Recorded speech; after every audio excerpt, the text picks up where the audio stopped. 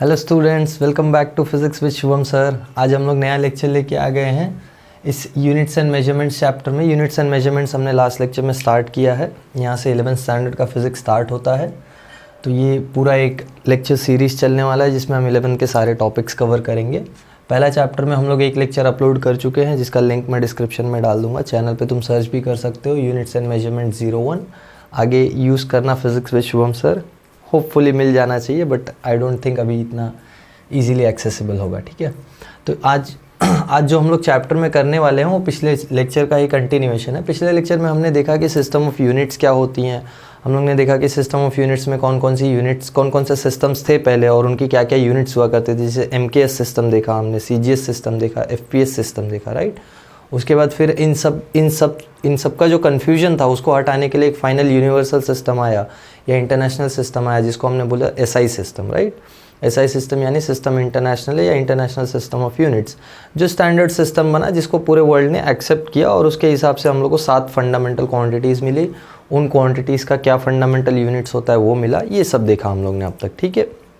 फिर हम लोग ने देखा कि उन 7 फंडामेंटल क्वांटिटीज़ के यूनिट्स के सिम्बल्स, तो वो 7 क्वांटिटीज़ के फंडामेंटल यूनिट्स और सिंबल्स मिले, उसके साथ में अपने को 2 सप्लीमेंट्री क्वांटिटीज़ भी मिली, जैसे कि प्लेन एंगल और सॉलिड एंगल।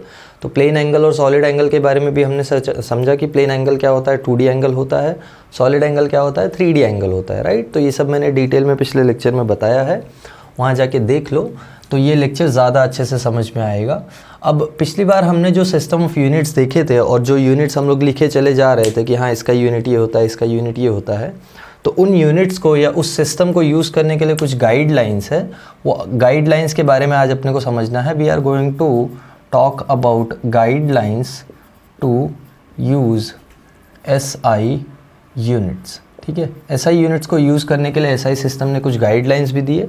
वो क्या गाइडलाइंस थे वो देखते हैं एक एक करके। जैसे फर्स्ट गाइडलाइन ये था कि जब भी हम किसी यूनिट को रिप्रेजेंट कर रहे हैं तो अगर वो यूनिट किसी साइंटिस्ट के नाम पे है तो उसका सिंबल कैपिटल में होगा, और वो यूनिट अगर किसी साइंटिस्ट के नाम पे नहीं है तो उसका सिंबल स्मॉलर लेटर्स में होगा।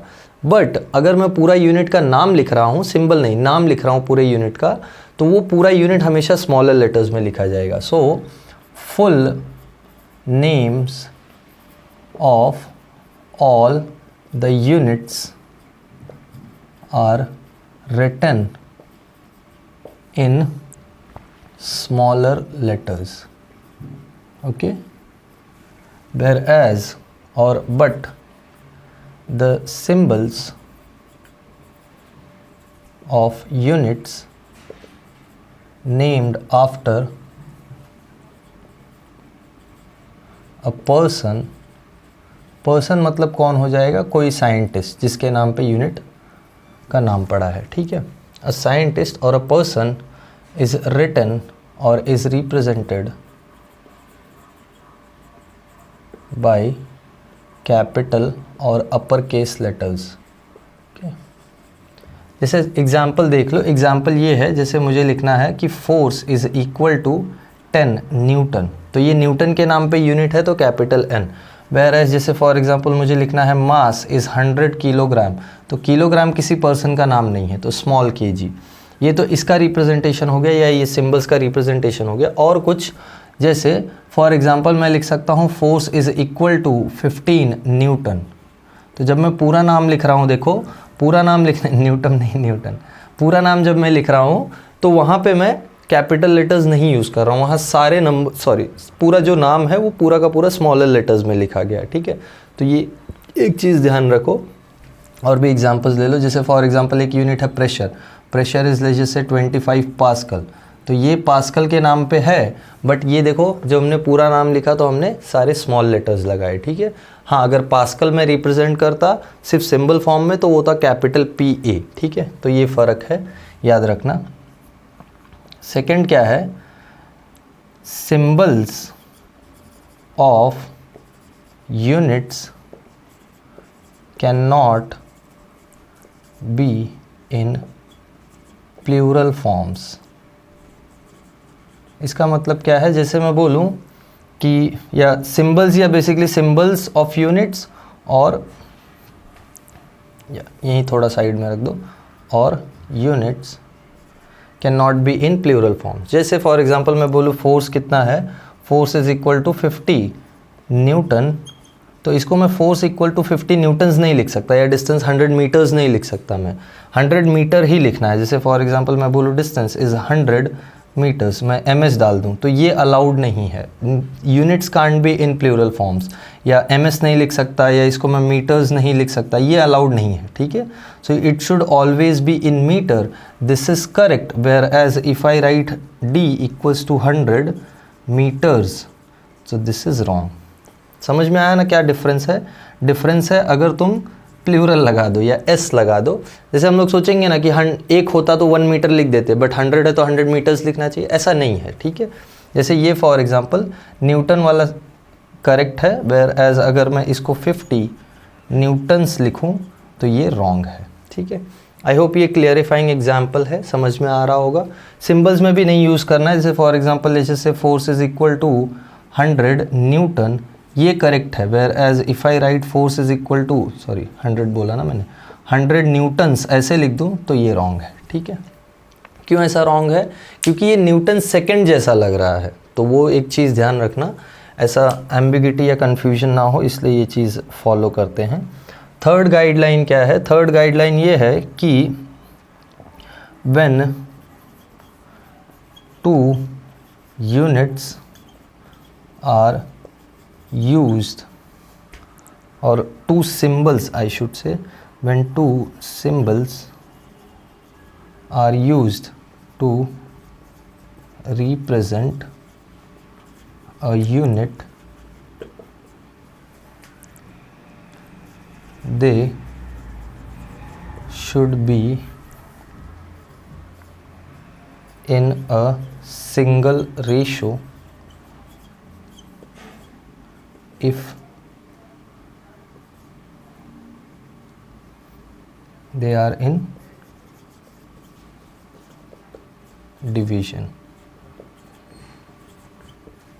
इसका मीनिंग क्या है? इसका मीनिंग देखो ये है, एग्जाम्पल के लिए अगर मेरे पास जैसे फॉर एग्जाम्पल जैसे एक्सेलरेशन है, एक्सेलरेशन का यूनिट मैं बोलूँ एक्सेलरेशन है 5 मीटर पर सेकेंड स्क्वायर, तो ये एक रेशो है, ऐसे रेशो को लिखना सही है, ये सिंगल रेशो है। बट अगर इसी को मैं ऐसे लिख दूं कि 5 मीटर पर सेकेंड, तो ये रॉन्ग है।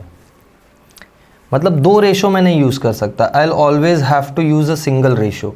मतलब मीटर पर सेकेंड ये नहीं लिख सकते हम लोग, जबकि ये भी है, मतलब मैथमेटिकली पॉसिबल है, बट ये लिखना अलाउड नहीं है, ठीक है।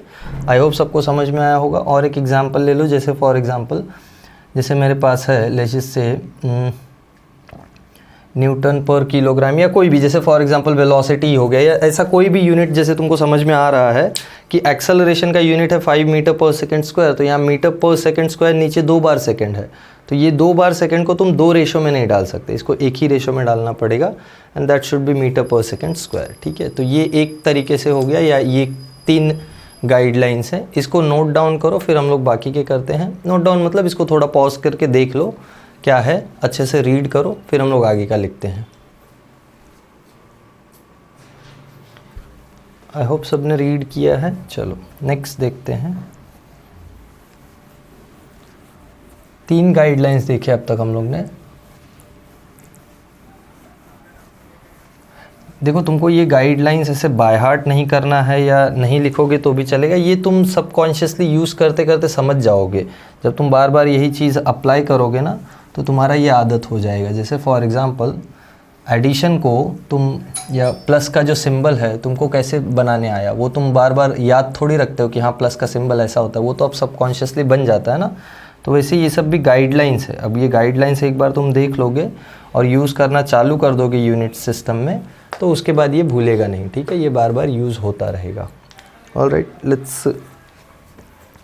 Let's go for the 4th one, ठीक है। 4th वन देखते हैं। 4th गाइडलाइन क्या है? 4th गाइडलाइन इज़ कि अगर मेरे पास एक यूनिट है जिसमें मैं यूज़ कर लूँ पूरा यूनिट का नाम और सिंबल, तो वो अलाउड नहीं है। So combination of units and symbols is not allowed. इसका क्या मतलब है इसका मतलब ये है कि जैसे मेरे पास कोई यूनिट है जूल पर किलोग्राम, तो इसको मैं, ये करेक्ट है, बट इसको मैं ऐसे चाहूँ लिखना कि जूल पर केजी, तो ये रॉन्ग है। मतलब यूनिट और सिंबल दोनों एक जगह नहीं यूज़ कर सकते हम लोग, या तो सारे सिंबल्स रखो या तो सारे यूनिट्स रखो, और अवॉइड करना कि यूनिट्स रखना ना पड़े, कि अवॉइड करो कि यूनिट ना ही रखो, सब जगह सिंबल्स ही यूज़ करो। जैसे फॉर एग्जांपल मीटर पर सेकंड, ये करेक्ट है, बट इसी को तुम ऐसे लिखो मीटर पर सेकंड, तो ये रॉन्ग है। ठीक है, तो कोई भी सिंबल और यूनिट का, कोई भी यूनिट और सिंबल एक साथ हम लोग यूज़ नहीं करते हैं। पूरा यूनिट का नाम और एक सिंबल यूज़ कर लिया, ये नहीं चलेगा, और दिस इज़ नॉट अलाउड। ठीक है, तो ये अलाउड नहीं है, ये चीज़ याद रखना। फिफ्थ क्या है? फिफ्थ हम लोग we can use prefixes to represent values of units. Prefixes use कर सकते हैं। जैसे मेरे पास एक सिंबल है, सपोज जैसे मेरे पास है 1 मिली सेकेंड, तो 1 मिली सेकेंड का मतलब होता है 10⁻³ सेकेंड। अब ये प्रीफिक्सेस के वजह से और एक प्रॉब्लम आता है कि जैसे मेरे पास मीटर सेकेंड कोई यूनिट है, या सपोज मीटर पर सेकेंड है, जैसे मेरे पास 1 मीटर पर सेकेंड ये वेलोसिटी है, तो इसको मैं मीटर सेकेंड इनवर्स भी लिख सकता हूँ, बट इसको अगर मैं यहाँ पे बिना स्पेस डाले मीटर सेकेंड इनवर्स लिख दूँ तो प्रॉब्लम क्या होगा, ये मिली सेकेंड जैसा पढ़ा जाएगा। तो ये मिली सेकेंड इनवर्स लग रहा है, बल्कि ये जबकि ये मिली सेकेंड है नहीं, ये मिली सेकेंड नहीं, ये मीटर पर सेकेंड है, राइट। तो मीटर पर सेकेंड इनवर्स जब भी हमको लिखना होता है तो हम लोग हमेशा एक स्पेस या डैश या हाइफन या अंडरस्कोर ऐसे कुछ डाल के हम लोग डिस्टिंग्विश करते हैं कि हाँ ये और ये अलग हैं। ठीक है, बस इतना याद रखो। तो this is the correct way and not this one, ये करेक्ट वे नहीं है। ठीक है, तो आई होप तुमको समझ में आया होगा। ऐसे बहुत सारे प्रीफिक्सेस तुम यूज़ कर सकते हो, माइक्रो सेकेंड हो जाएगा, 10⁻⁻6 सेकेंड एंड सो ऑन। ठीक है, and the last one is use of double prefix is not allowed. इसका क्या मतलब है? Is not allowed when a single prefix is available। जैसे मेरे पास सपोज मुझे रिप्रेजेंट करना है 1 माइक्रो सेकेंड, 1 माइक्रो सेकेंड होता है 10⁻⁻6 सेकेंड। तो अगर मैं इसको चाहूँ ऐसे लिखना 1 मिली सेकेंड, तो ये अलाउड नहीं है। 1 मिली सेकेंड अलाउड नहीं है। क्यों? क्योंकि 1 मिली सेकेंड से जो वैल्यू आएगी वो 10⁻⁻6 होगी, और 10⁻⁻6 के लिए एक नया प्रीफिक्स अवेलेबल है, माइक्रो अवेलेबल है। समझ में आया ये? जैसे मुझे लिखना है 1 नैनो सेकेंड, तो 1 नैनो सेकेंड होता है 10⁻⁹।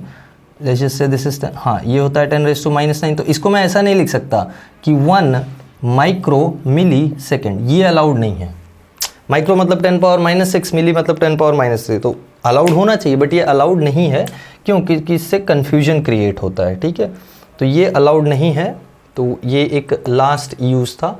ये मैंने तुमको बताया, जब भी दो units, whenever 2 symbols are used for a single unit और for a unit, they should always be kept in spaces or they should always be having some space between them। ठीक है, तो ये चाहिए तो यहीं साइड में मैं लिख देता हूँ, ज़रा देखो।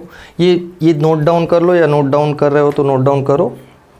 इट वुड बी बेटर अगर तुम नोट डाउन करते चलो, नोट्स बनाते चलो, तो लेक्चर समझ में आएगा अच्छे से। और ठीक है, एक लास्ट लिख लेते हैं, वो ये कि when 2 symbols are used,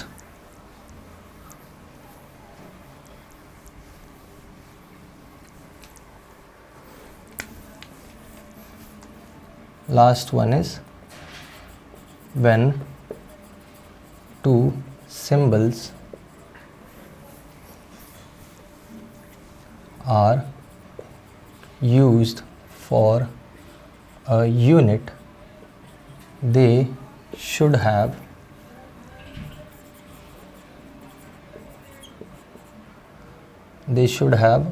space और हाइफन और डैश और अंडरस्कोर। ठीक है, इतना बस हो गया, कितना लिखोगे, डैश बिटवीन देम। ठीक है, जैसे क्या है, एग्जाम्पल लिया था हमने मिली सेकेंड, तो ये मिली सेकेंड रॉन्ग है, या जैसे मैं मीटर सेकेंड इनवर्स लिखूं, जैसे मैं इसका एग्जाम्पल ले लेता हूं, ये है मीटर पर सेकेंड, तो इसको मैं मीटर सेकेंड इनवर्स लिखूं तो ये रॉन्ग है, इसको मुझे लिखना पड़ेगा मीटर सेकेंड थोड़ा दूर करके लिखो तो ये राइट है। चाहे सेकेंड दूर करके लिखो, चाहे डैश डाल दो, चाहे अंडरस्कोर डाल दो, जो भी, ठीक है। So this is the correct way. और ये एक लास्ट कन्वेंशन भी था जिसको हम लोग को यूज़ करना है, या जो अपने को चाहिए होता है टू यूज़ SI सिस्टम्स। तो आई होप सबको समझ में आया होगा। ये देखो, ये तुम्हारे यूज़ के लिए, मतलब ऐसा नहीं कि इसको बाय हार्ट करना है, इसको तुमको पूछेगा एग्ज़ाम में, नहीं पूछता नहीं है, बहुत रेयरली पूछा है, पूछा मतलब बहुत रेयरली तुमको। ये 11 का एग्ज़ाम है, 11 का एग्ज़ाम तो तुम्हारे कॉलेज पे या स्कूल पे डिसाइड होता है, तो स्कूल वाले डिसाइड करेंगे कि पूछना है कि नहीं, but trust me on this कि नहीं पूछते हैं ये चीज़, ठीक है। तो ये बस तुम्हारे इन्फॉर्मेशन के लिए कि हाँ, जब तुम यूज़ करोगे इन यूनिट्स को तो इन रूल्स को फॉलो करते हुए चलना। ये रूल्स को अगर फॉलो नहीं किया so there is a chance कि you will have it wrong या you will get it wrong, ठीक है। बस इतना ही डिफरेंस है, बाकी और कुछ नहीं। ओके, अब हम लोग नेक्स्ट जो चीज़ स्टार्ट करने जा रहे हैं वो मेजरमेंट ऑफ लेंथ में एक very important concept is there that we have to see, and that is called as parallax method. तो अब हम लोग पैरालैक्स मेथड सीखने जा रहे हैं, और पैरालैक्स मेथड से जो फॉर्मूला आता है वो क्या होता है वो देखना है अपने को। और पैरालैक्स मेथड का यूज़ करके हम लोग एक 1 पार्सेक का जो यूनिट हमने लिखा था ना लास्ट लेक्चर में, कि एस्ट्रोनॉमिकल डिस्टेंसेस को मेजर करने के लिए हम 1 पार्सेक यूज़ करते हैं, तो वो पार्सेक का मीनिंग भी आज समझेंगे हम लोग इस लेक्चर में। देखो, पैरालैक्स मेथड क्या होता है। Parallax method first of all ये एक डिस्टेंस मेजरिंग मेथड है। हम लोग डिस्टेंस मेजर करते हैं। किस मेथड से मेजर करते हैं ज़रा देखो। मेथड क्या है, मेथड ये है कि मैं एक ऑब्जेक्ट लेता हूँ, जैसे सपोज़ ये ऑब्जेक्ट है, इसको मैं 2 अलग अलग प्लेसेस से ऑब्जर्व करता हूँ, और उन 2 अलग अलग प्लेसेस पे जो एंगल ये सबटेंड करता है वो मेरा पैरालैक्स एंगल होता है। जैसे ये मार्कर देखो, ये मार्कर को मैं अपने आँख के सामने रखूँ और एक बार अपना राइट आँख बंद करके लेफ्ट आँख से देखूँ तो इसका जो पोजीशन आएगा, फिर लेफ्ट आँख बंद करके राइट आँख से देखो तो ये बेसिकली क्या हो रहा है, ये अपने पोजीशन से शिफ्ट हो रहा है ना। तो ये जो शिफ्ट है, देखो इधर, ये जो शिफ्ट है इतना, ये मेरे आँख पे जो एंगल सबटेंड कर रहा है ये होता है parallax angle. This is called as parallax angle. NCERT में अल्फ़ा यूज़ करते हैं, HSC बोर्ड में थीटा यूज़ करते हैं, ठीक है। So you get the idea कि ये बेसिकली एंगल का सिंबल है, ठीक है। और ये क्या है, ये तुम्हारा डिस्टेंस कहाँ से कहाँ तक है, ये डिस्टेंस तुम्हारे आँख से पेन तक का डिस्टेंस है, और ये वो बेसिकली रिलेटिव शिफ्ट है। तो इसका ज़्यादा यूज़ कहाँ करते हैं हम लोग मालूम है, ज़्यादा यूज़ करते हैं हम लोग स्टार्स का पोजीशन, फिर प्लैनेट्स का डायमीटर, ये सब निकालने के लिए। प्लैनेट्स का डायमीटर कैसे निकालते हैं देखो, how to find diameter of a planet. किसी प्लैनेट का डायमीटर कैसे मेजर करते हैं हम लोग, पैरालैक्स मेथड से यूज़ करेंगे, पैरालैक्स मेथड यूज़ करके फाइंड करेंगे। देखो जैसे ये सपोज़ अर्थ के इस पॉइंट से हम लोग ऑब्जर्वेशन परफॉर्म कर रहे हैं, ठीक है। तो हम लोग क्या करते हैं, यहाँ कोई सपोज़ बड़ा प्लैनेट है जिसका डायमीटर मुझे मेजर करना है, तो हम लोग क्या करेंगे, टेलीस्कोप से पहले इसके इस एंड को देखेंगे कि ये एंड का क्या पोजीशन है, या ये एंड को हम लोग देखेंगे। बेसिकली ये स्ट्रेट लाइन होना चाहिए। Let me just use straight line. तुमको मालूम है क्यों स्ट्रेट लाइन होना चाहिए, क्योंकि लाइट स्ट्रेट लाइन में ट्रैवल करता है। और यहीं से टेलीस्कोप से इस एंड को भी देखेंगे, डायमेट्रिकली ऑपोजिट एंड, ठीक है। ये दोनों डायमेट्रिकली ऑपोजिट एंड्स को देखेंगे, और ये दोनों डायमेट्रिकली ऑपोजिट एंड्स के जो पॉइंट्स हैं वो अपने टेलीस्कोप पे जो एंगल सबटेंड करेंगे वही हो जाएगा पैरालैक्स एंगल। मतलब एक बड़ा प्लैनेट है, मैंने उसके 2 एंड्स के इस एंड को देखा और इस एंड को देखा एक ही पोजीशन से, ठीक है। तो ये जो एंगल बना है this is my parallax angle. और अगर मुझे प्लैनेट का डिस्टेंस पता है तो मैं प्लैनेट का डायमीटर मेजर कर सकता हूँ। कैसे, अगर तुमको याद हो लास्ट लेक्चर में हमने आर्क लेंथ फार्मूला डिराइव किया था स्मॉल एंगल अप्रॉक्सीमेशन से, तो वही यहाँ पे यूज़ करेंगे। जैसे हमको मालूम है आर्क लेंथ जो कि d है ये होता है कैपिटल D इंटू थीटा, यानी अगर तुमको डायमीटर मेजर करना है तो d थीटा हो जाएगा। या अगर तुमको डायमीटर पता है और प्लैनेट का डिस्टेंस मेजर करना है या प्लैनेट कितने डिस्टेंस पे वो मेजर करना है तो ये हो जाएगा d बाई थीटा।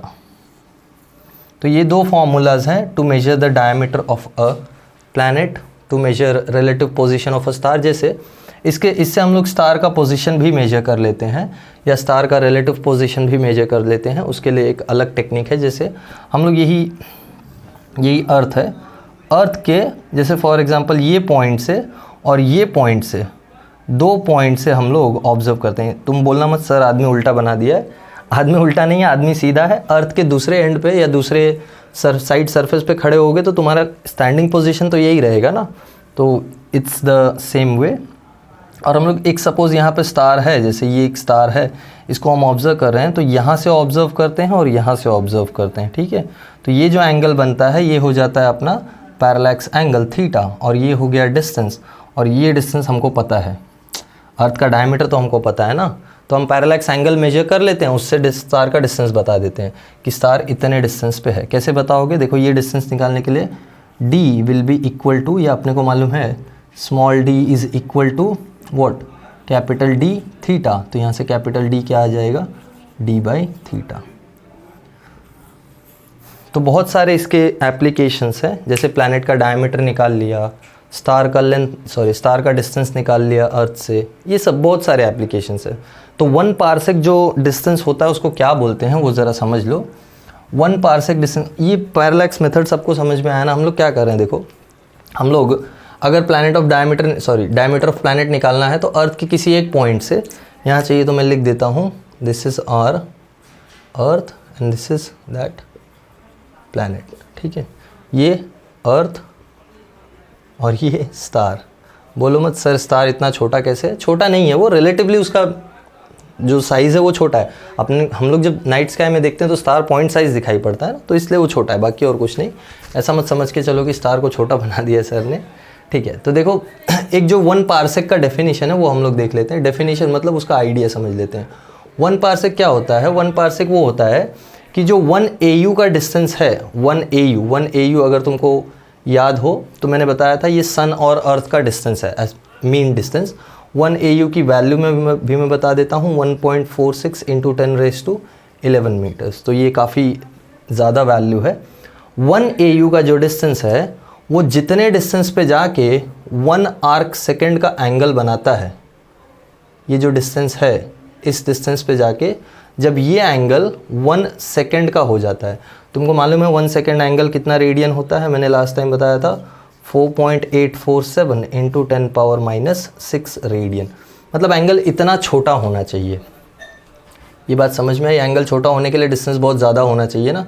ये तुमको समझता होगा ना, आई गेस मोस्टली तो सबको समझता ही होगा कि जितना दूर जाओगे एंगल उतना छोटा होता जाएगा। या अगर तुमको मालूम हो कि एंगल जो छोटा होता है, जैसे फॉर एग्जांपल ये एक बहुत छोटा एंगल है, देखो इधर ये बहुत छोटा एंगल है, तो इसका ये जो डिस्टेंस है, जितना डिस्टेंस ये कवर कर रहा है, ये जितना दूर जाओगे वो बढ़ता जाएगा ना, एंगल का स्पैन तो बढ़ता जाएगा ना। तो सोचो कितने ज़्यादा डिस्टेंस पे जाने के बाद ये स्पैन 1 AU हो जाए, मतलब 10⁻11 मीटर्स का स्पैन हो जाए, तो उतना लंबा डिस्टेंस को हम लोग बोलते हैं, ये जो डिस्टेंस है इसको बोलते हैं 1 पार्सेक, ठीक है। This is 1 parsec. So it is the distance at which 1 AU subtends an angle of 1 arc second.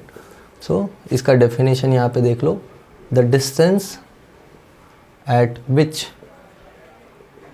1 AU subtends an angle or subtends a parallax angle